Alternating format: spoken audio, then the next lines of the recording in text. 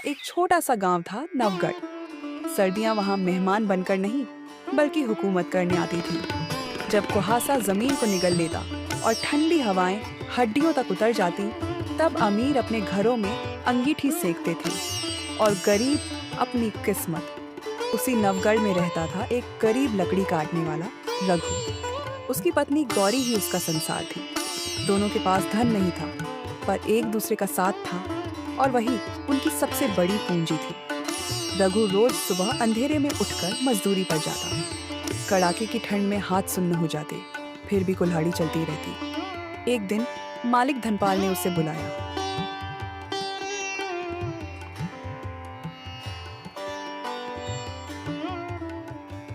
रघु, कल से काम पर मत आना।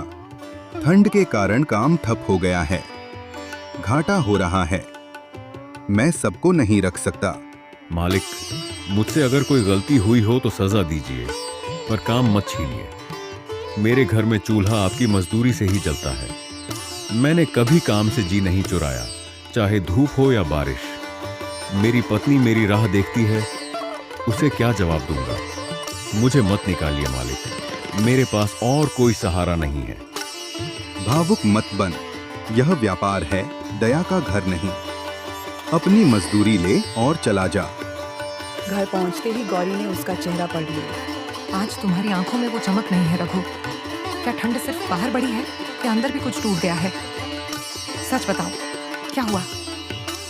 गौरी, काम चला गया। ठंड ने हमारी रोजी छीन ली। मैं तुम्हें 2 वक्त की रोटी भी ठीक से नहीं दे पा रहा था, अब तो वो भी मुश्किल है। मैं तुम्हारे लिए कुछ कर नहीं पा रहा। मैं असफल पति हूं। ऐसी बातें फिर मत कहना। गरीबी गुनाह नहीं है, हार मान लेना गुनाह है। तुम मेहनती हो, रास्ता जरूर निकलेगा। मैं भूखी रह लूंगी, पर तुम्हें टूटने नहीं दूंगी। अगले दिन जंगल में सूखी लकड़ियां देखते ही रघु के मन में विचार आया। क्यों ना खुद लकड़ियां बेचूं? ठंड है, सबको आग चाहिए। यही सही समय है। डरना मत। मेहनत की कमाई देर से मिलती है, पर मिलती जरूर है। बाजार में पहले से लकड़ियों का बड़ा व्यापारी था, भानु सेठ। अमीर, घमंडी और चालाक। अरे रघु, तू भी अब मेरा मुकाबला करेगा? इस बाजार में सिर्फ भानु सेठ की लकड़ी बिकती है। तू चाहे जितनी कोशिश कर ले, एक टहनी भी नहीं बिकेगी। अगर बिकी तो मेरी सारी जमीन तेरे नाम। मुझे जमीन नहीं चाहिए सेठ, मुझे बस अपने घर का चूल्हा जलाना है। देखते हैं किस्मत किसका साथ देती है, घमंड का या मेहनत का। पूरा दिन बीत गया, एक भी लकड़ी नहीं बिकी। ठंड बढ़ती गई, गांव में लोग बीमार पड़ने लगे। गौरी को भी तेज बुखार आ गया। तुम्हारा शरीर तप रहा है गौरी, यह मामूली बुखार नहीं है। मेरे कारण तुम्हें यह सब सहना पड़ रहा है। काश मैं तुम्हें गर्म कपड़े दे पाता, दवा दिला पाता। तुम खुद को दोष मत दो। बीमारी ठंड से आई है, तुम्हारी कमी से नहीं। बस वादा करो, हार नहीं मानोगे। मदद चाहिए? मिल जाएगी, पर कीमत बड़ी होगी। आज से तू मेरा आदमी होगा। जो कहूंगा करेगा, सवाल नहीं करेगा। अगर मेरी पत्नी बच जाए तो मैं सब सह लूंगा।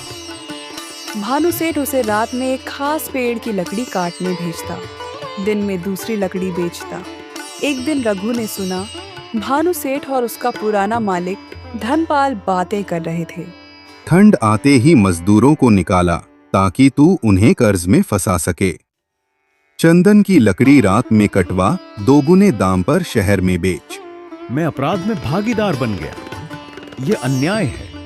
रघु ने अपने साथी मोहन को बुलाया। यह चिट्ठी गौरी तक पहुंचा दो, उसे सच बताओ। अगर हम चुप रहे तो यह जालिम पूरे गांव को गुलाम बना देगा। गौरी ने गांव वालों को सच बताया। सबने मिलकर कोतवाल को सूचना दी। भानु सेठ और धनपाल पकड़े गए। रघु आजाद हुआ। तुमने मेरे लिए अपनी जान दांव पर लगा दी। अगर तुम्हें कुछ हो जाता तो? सच्चा साथ वही है जहां डर से पहले विश्वास खड़ा हो। मैं गिर सकता हूं, पर तुम्हारे लिए कभी झुक नहीं सकता। गौरी मुस्कुराई। लड़ाई अन्याय से होगी, पर अकेले नहीं, साथ मिलकर। नवगढ़ में अब सर्दी उतनी डरावनी नहीं रही थी। भानु सेठ और धनपाल जेल में थे। गांव वालों ने राहत की सांस ली थी, लेकिन कहानी यहीं खत्म नहीं हुई।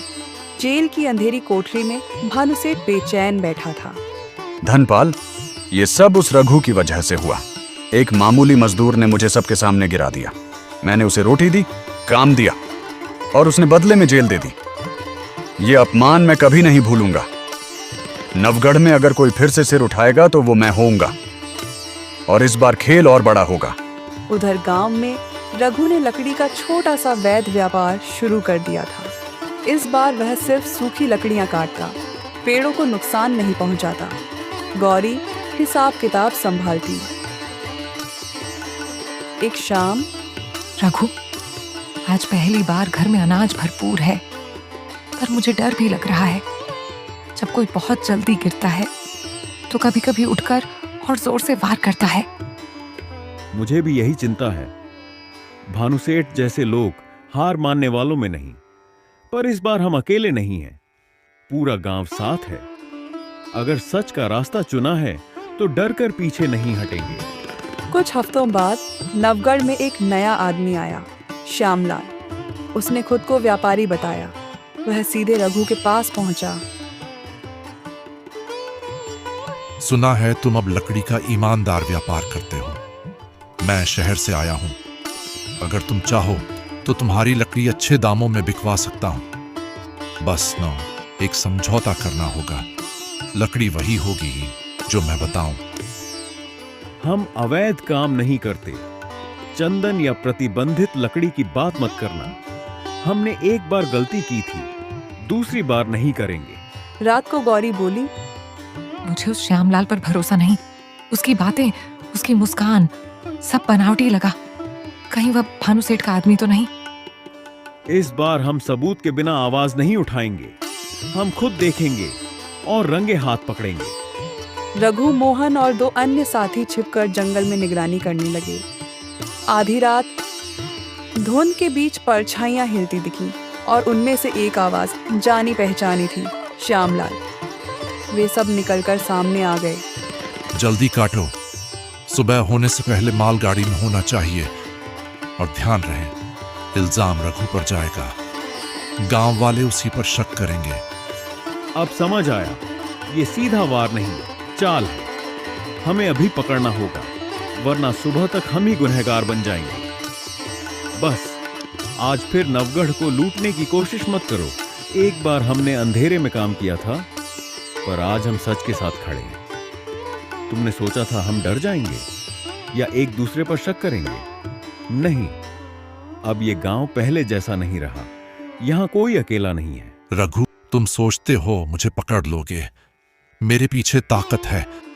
भानुसेठ की सजा और बढ़ा दी गई। नवगढ़ ने फैसला किया, आज से हम सब बराबर हैं। ना कोई सेठ, ना कोई गुलाम। मेहनत सबकी, मुनाफा सबका। अगर हम साथ रहे तो कोई भी साजिश हमें नहीं तोड़ सकती। सच कभी कमजोर नहीं होता। कमजोर हम हो जाते हैं जब डरते हैं। हमने जो देखा है वही कहेंगे, न कम न ज्यादा। अगर हम डगमगा गए तो आने वाली पीढ़ियां भी सिर झुकाकर झेंगी। डर तो मुझे भी लगता है, पर याद रखिए, अन्याय से बड़ी बीमारी कोई नहीं। अगर आज इलाज नहीं किया तो कल यह पूरे गांव को निगल जाएगा। याद है वो दिन जब हमारे पास दवा के पैसे नहीं थे? आज देखो, पूरा गांव साथ खड़ा है। हम डरेंगे नहीं, पर इस बार सिर्फ विरोध नहीं करेंगे। सबूत, तर्क और एकता तीनों साथ रखेंगे। हम विकास रोकना नहीं चाहते। हम चाहते हैं कि विकास इंसान और प्रकृति दोनों के साथ हो। अगर नियमों का पालन नहीं होगा तो नुकसान सिर्फ पेड़ों का नहीं, हमारे बच्चों के भविष्य का होगा। अगर यह परियोजना आई तो हमारा जंगल खत्म हो जाएगा। हमारा काम, हमारी मिट्टी, हमारी हवा, सब चला जाएगा। मुआवजे के पैसों से कितने दिन झेंगे? जंगल गया तो सब गया। जनहित में विकास, पर जन कौन है? हमसे पूछा किसने?